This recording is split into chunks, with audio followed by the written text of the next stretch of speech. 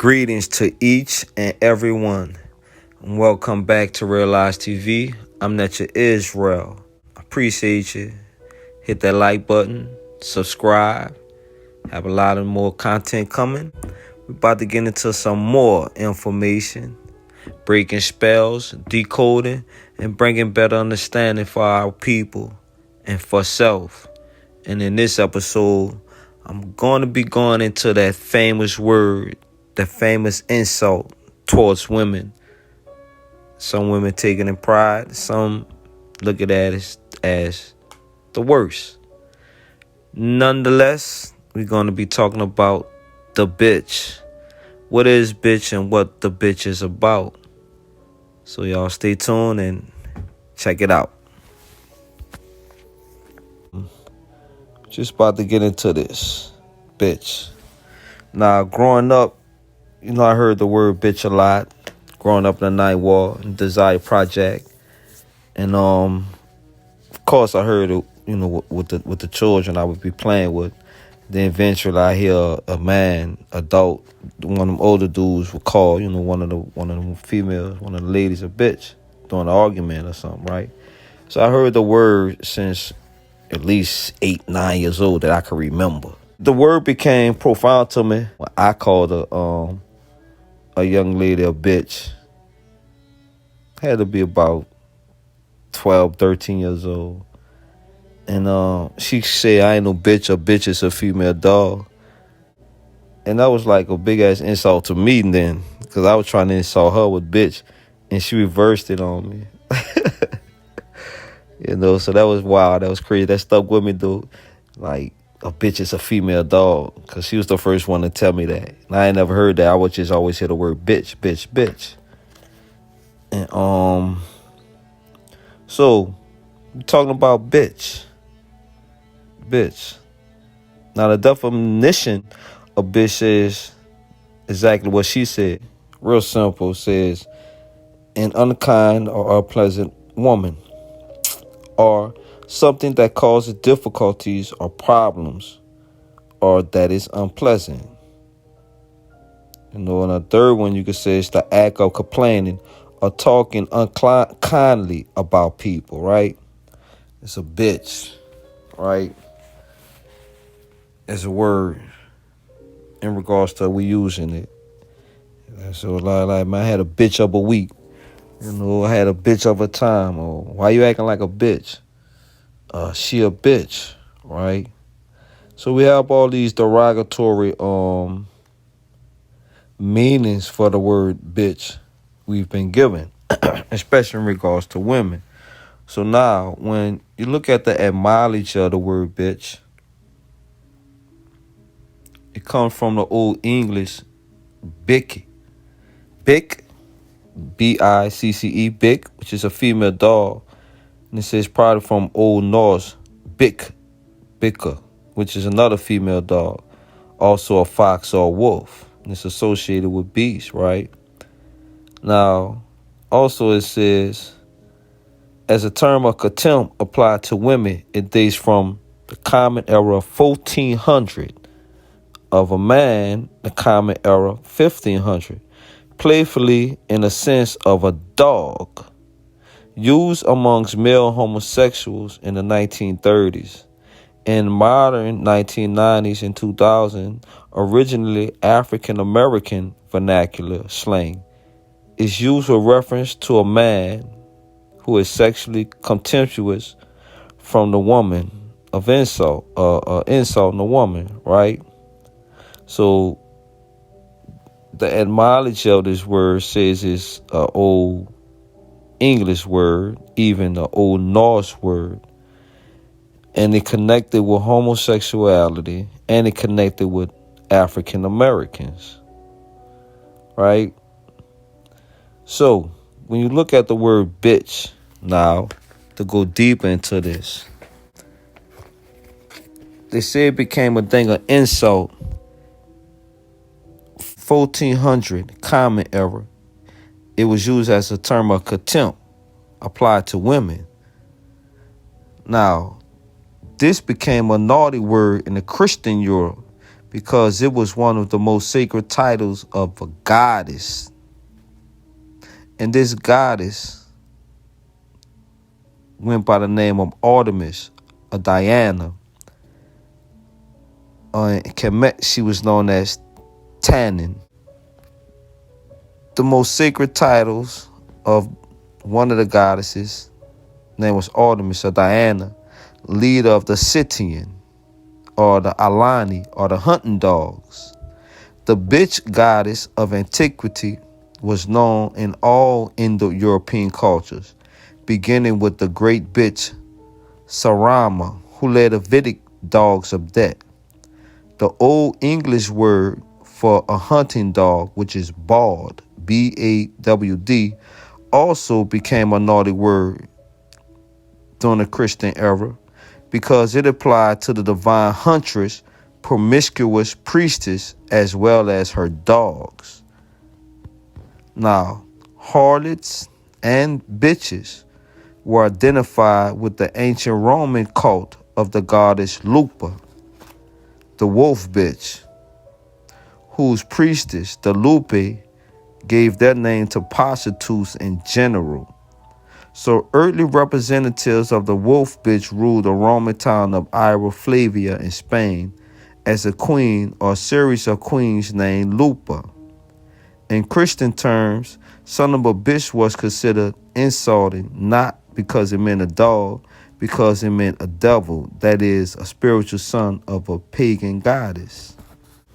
Okay, the female dog then became a word of insult in Western civilization because of her association with the goddess religion. Often the goddess herself was called the Great Bitch, or her priestess described themselves as her hunting bitches, especially the priestess of Artemis and Diana, whose original people were the Alani, which I said the hunting dogs. The nurse of King Cyrus the Great was a representative of the goddess. As kings, nurses had to be at the time. Her name was Sino, meaning bitch in Greek, or Spako, meaning bitch in Median language. The word lupe, wolf bitches, used to be applied to harlot and priestesses in Rome, and Herodotus described the wolf-like howlings in the temples performed by the priestess of Athene. The divine queen of Troy escaped death by transforming herself into one of those fearful black bitches that follow Hecate. Similar goddess following promiscuous huntresses seem to have kept a foothold in British forest lands, as the Arthurian legends indicate. The English word bawd, which came to mean a loose woman, formerly meant nothing more than a hunting dog. Son of a bitch became an insult because it used to be the equivalent of son of a whore, or perhaps even worse, a son of a goddess, and that is a devil by Christian definition. You see, the Christian church came along and gave new definition and new meanings to hundreds and hundreds of words during that 4th century Common Era. And y'all could go look this up. Pagan, bitch, whore, evil, all these words came online, right? So bitch initially represented a dog, a female dog, right? But what female dog and why a female dog? You know, what's up with this dog? The dog, female dog, female dog, female dog. Okay. During those ages, especially in the ages of the great mother, when the great black mothers ruled, when this dog stuff was so prevalent in all cultures on earth. When we say the female dog, people, the female dog they're talking about in modern terms would be the star system Sirius or Canis Major. The female dog that they're talking about in modern terms equate to the star system Sirius, which is called Canis Major. Canis for canine, which is a dog. Now, the Greeks call that star system Siriusos. That's where the word Sirius comes from, Greeks. Also, it was called Satis. Now, in ancient Kemet, it was called Saptet or Spidet. Right? And in Greek also, it had the name of Maera, which is a nymph of the dog star. In China, the star system was known as Tian Ling, which meant the celestial wolf. Right? Now, here's one that's real interesting here. Real interesting to check this out and learn about the star system Sirius and the female dog in which we're talking about. Now, since Sirius is the dog star, now we must turn to the dog, the Sumerian goddess.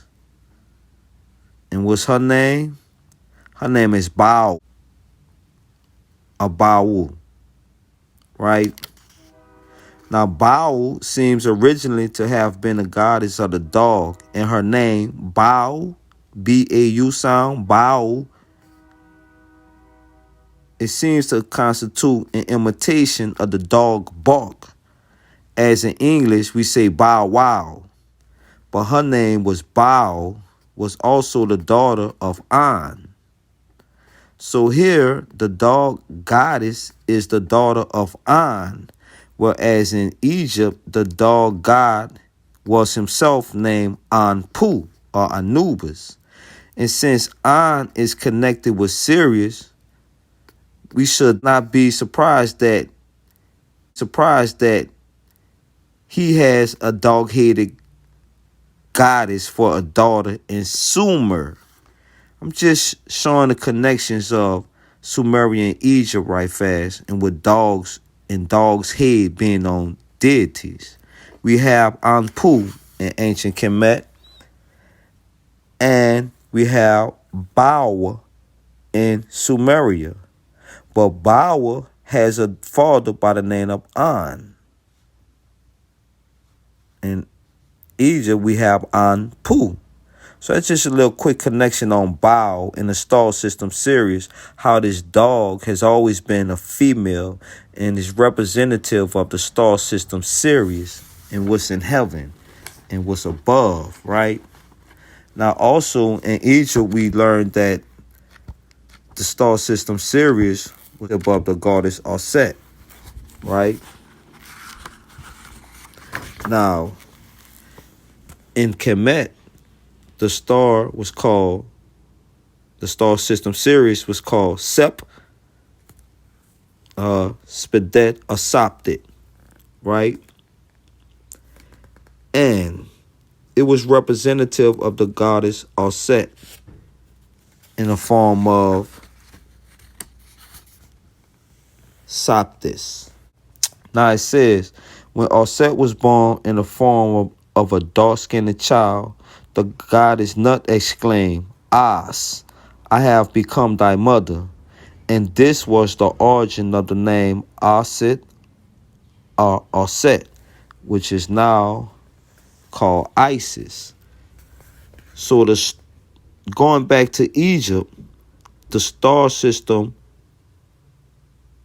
was called Soptis, Sept, or Spidet, or the dark-skinned child, Aset, which later in other cultures came to various names, as I mentioned. Now, in Kemet, the rising of Sirius, or the rising of Spidet, or the rising of the dog, or the female dog, was celebrated as the rebirth of the goddess herself after 70 days spent in the Dua what she was hitting from visible light. It's all symbolism. So that dog, the female dog, is actually representative of the most powerful and oldest goddess coming out of all these ancient cultures. The mother of the sun is the star system Sirius, which they call Canis Major, which is the female dog. So, to have a better perspective on this for the future and for our daughters to take control and take power over the word bitch, is that bitch, coming from a Christian perspective, ever since the 4th century, has been devilized in, how we say, given to harlots and prostitutes. And so women of that nature took the title of bitches, when all actuality, bitch, how we say the lupe, the dog bitches, the huntresses. The bitch always represented the female in regards to her being a huntress, to her being powerful. Matter of fact, let me explain the power of the bitch. In the ancient land of Canaan, right, there was the goddess, a form of the goddess Isis, a form of the goddess Set, a form of the goddess Sirius, spit that. Her name was called Itsu, right? Kel Bit Elima Itsu means the bitch of Elu. Now, if people out there are familiar with Ugaritic, cuneiform, and Canaanite, those ancient black lands, you'll come to find out about the goddess Itsu, which I say is Isis. And Itsu is the bitch of Elu, and it refers to her association with a dog and a wolf, of which is also a form of the Akkadian, the Assyrian, and Babylonian goddess Lamashtu, who is represented here as fire, relating to a rebellious and individual instinct. It is the passions of Itsu and her instinct and her energies that made her fear, and they demonized her principles because the men in that time feared the principles of this black Lamashu, or this black flame, or this bitch. Now, the cosmic Set, which I've been teaching and learning, was identified by the ancient Kemet as the star Sirius, a brilliant herald of the new year when it rose over the eastern horizon with the sun to mark the annual flooding of the Nile, bringing life and fertility to the land.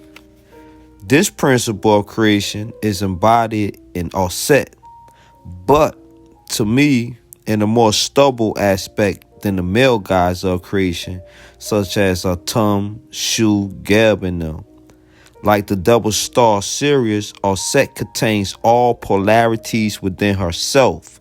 She is both male and female, passive and dynamic, and is the point from where the creative principle comes. She is the source. Like Shakti, Set is Shakti, cosmic energy, which is the essence of life. And we're talking about the star system Sirius here. We're talking about the dog, the female dog. Remember, we're talking about the dog. And I'm showing the grandest symbolism of the dog star as expressed in the goddess Set, who represents the essence of the star system Sirius, or the star system Soptis, or Sept. Now, as a source of all being, each and every principle may be found in her. In this image, Set is black, like the blackness of primordial Africa, the hidden womb of creation. The hieroglyphic for As or Aset includes the throne, the seat, and power. The proportions of her throne, which is a square stone, represents regeneration and her power of ruling over the earth. Her symbol has always been the star Sirius, or Sept, which the Greeks call Satis. And from this sun, beyond the sun, she brings her energy down to earth, linking the celestial with the terrestrial. That bitch, that great mother, that star system, that female dog is what I'm talking about, and what I'm teaching and telling all the girls and ladies who will hear this, that the bitch originally and initially represents your highest principle as a divine being. And how I explained earlier in all this conversation and this information, how things have been changed around, right? This is all about the goddess. This is all about the ancient aspects of the goddess and all the different aspects of her. Now, to end this, I'm going to say this. The rising of Sirius was celebrated as the rebirth of the goddess herself after 70 days spent in the Dua, where she is hidden from visible light. So each year around August, y'all look for them dog days of summer, because those dog days of summer represents the goddess bringing her intense heat from the sun, beyond the sun. That bitch, that female, that dog, that goddess, that great black mama. So once again, in all spiritual essence, this is to regain power over words, breaking spells of deception, spells of confusion, spells of deceit, power in words, power over words. For my daughter and all the other little melanated girls coming up, to have a new outlook and a new understanding on this word bitch. For my peers, my sisters, to get a new understanding and get the old reality back and flip this word and bring it back to the goddess, bring it back to the sun, beyond the sun, the mother of the sun. Let's do this. I'm Netcha Israel, this Realized TV, and I'm out. Temper you, peace, all that. Yeah.